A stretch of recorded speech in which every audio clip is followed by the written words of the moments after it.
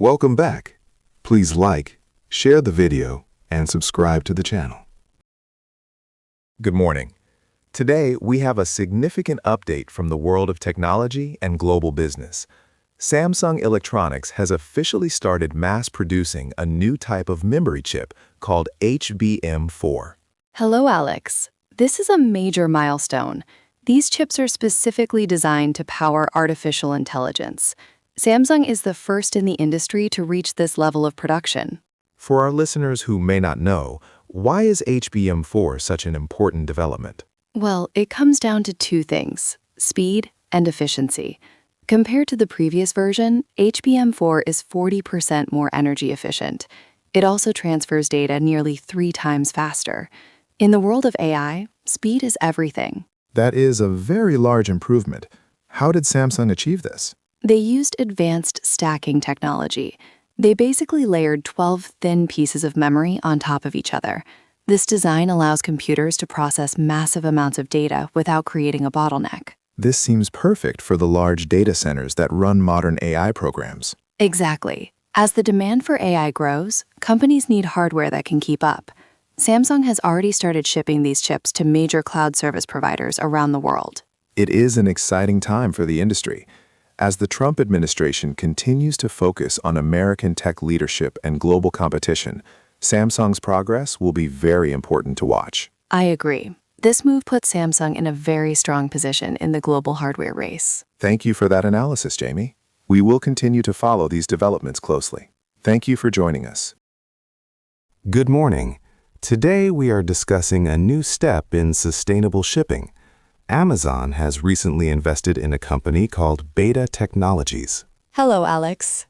This is an interesting move. Beta Technologies is based in Vermont, and they build electric aircraft.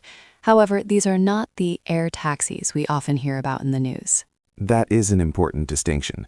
While many companies focus on carrying passengers, Amazon is focusing on regional freight.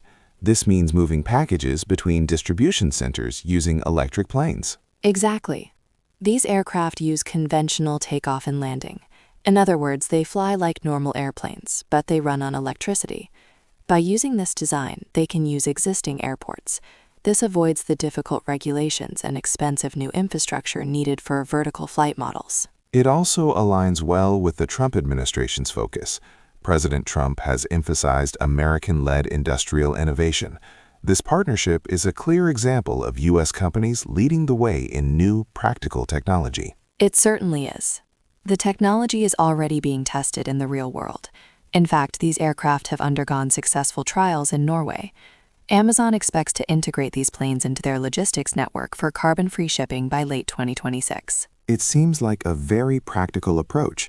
Instead of waiting for a total change in how cities function, they are improving current logistics systems. I agree, Alex. It is a steady, logical move toward a more efficient and sustainable future for American shipping. Thank you for the analysis, Jamie. We will continue to watch this project as we head toward 2026.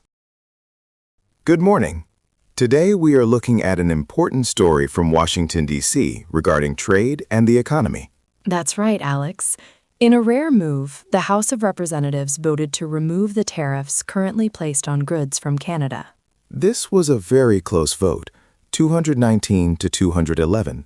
What makes this news significant is that 6 Republicans joined the Democrats to vote against the president's policy. It is quite unusual.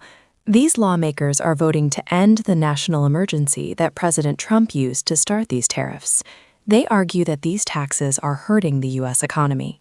Exactly. Many officials are worried that the tariffs have increased prices for American consumers. They also believe that American manufacturers are paying too much for the materials they need.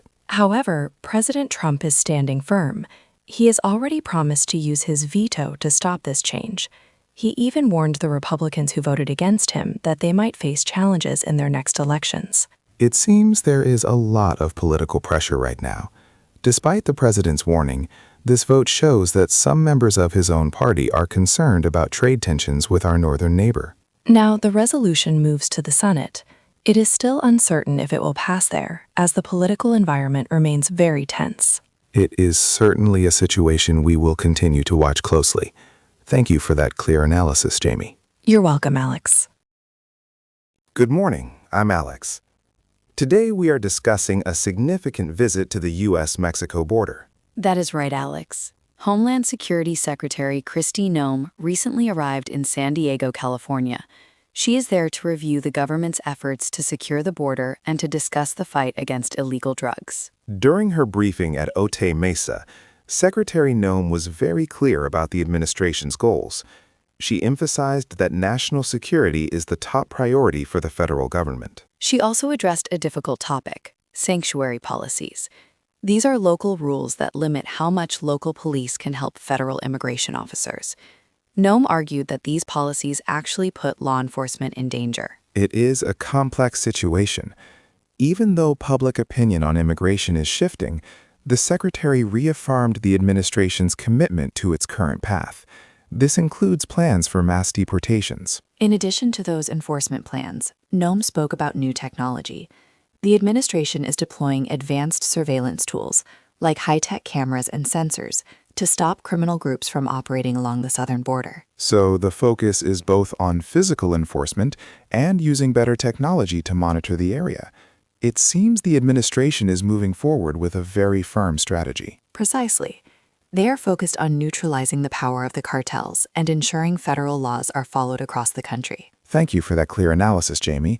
It is certainly a story we will continue to follow. You're welcome, Alex. We will keep our viewers updated as more details emerge. Welcome to today's health briefing.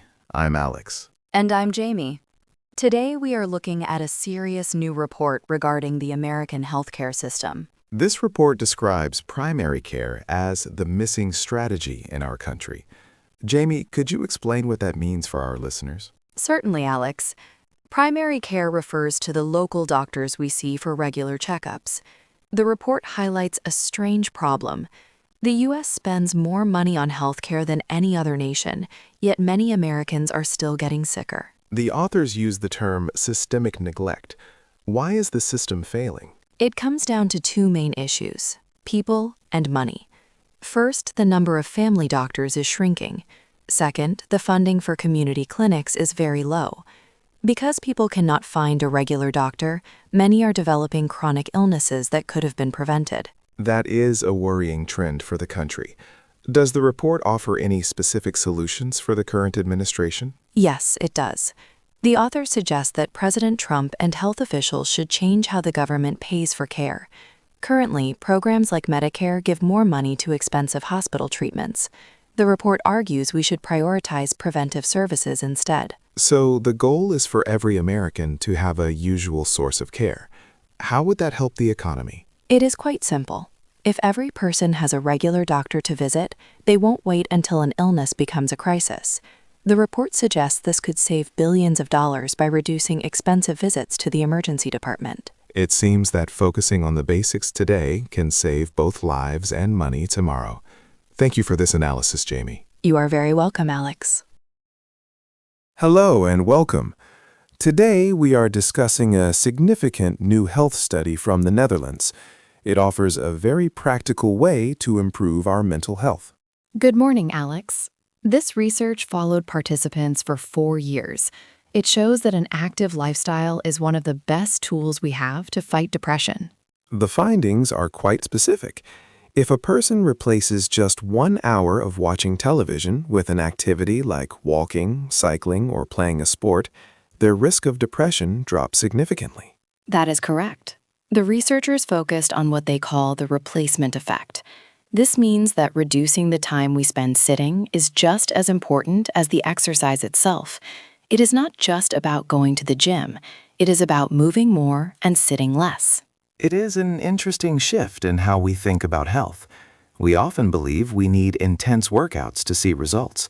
However, this study proves that simple, daily movements can protect our emotional and mental health as we get older. Indeed. Because of these results, public health officials are expected to update their wellness guidelines. They want to encourage older adults to make these small behavioral changes to stay healthy in the long term. It is a very timely report. As President Trump continues to focus on the health and strength of the nation, these findings offer a simple, low-cost path to better well-being for millions of citizens. It shows that we have a lot of control over our own mental health. Choosing a walk over a TV show could be the best medicine. Thank you for that analysis, Jamie. It is a helpful reminder for all of us to stay active.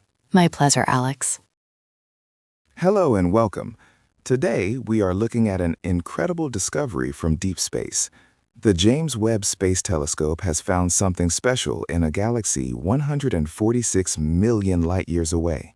It is a fascinating story, Alex. Astronomers use the telescope's infrared camera to look through thick cosmic dust. In that distant galaxy, they discovered what they are calling a chemical factory. That sounds very significant. What exactly did they find inside this factory? They found complex carbon compounds. Specifically, they detected the methyl radical. This is a very reactive molecule.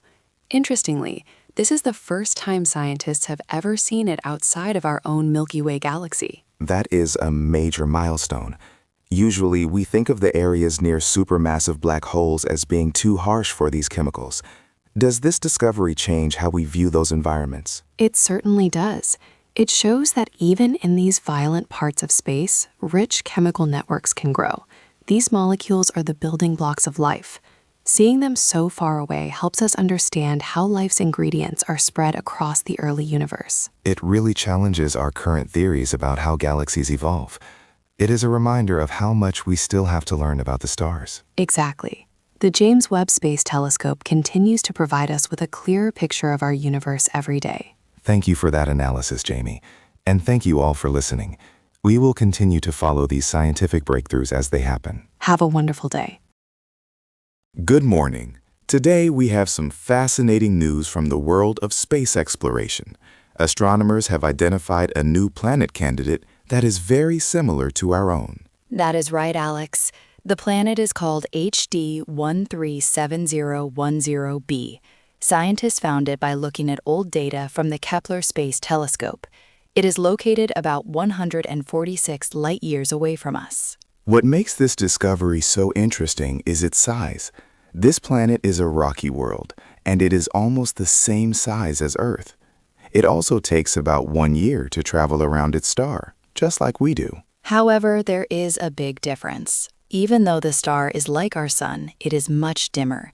Because of this, the surface of the planet is likely frozen. This is why scientists are calling it a cold Earth. That sounds quite freezing, but is there any chance for life there? Possibly. Scientists are very excited to study the planet's atmosphere. They believe that if the planet has a thick layer of greenhouse gases, it might be warm enough for liquid water to exist under the ice. This is a significant find. If confirmed, it would be the first time we have found an Earth-sized world with a year-long orbit around a bright nearby star. It certainly changes how we look at our neighborhood in space. We will continue to follow this story as researchers look for more clues. Thank you for joining us for this update. We will be back with more news shortly.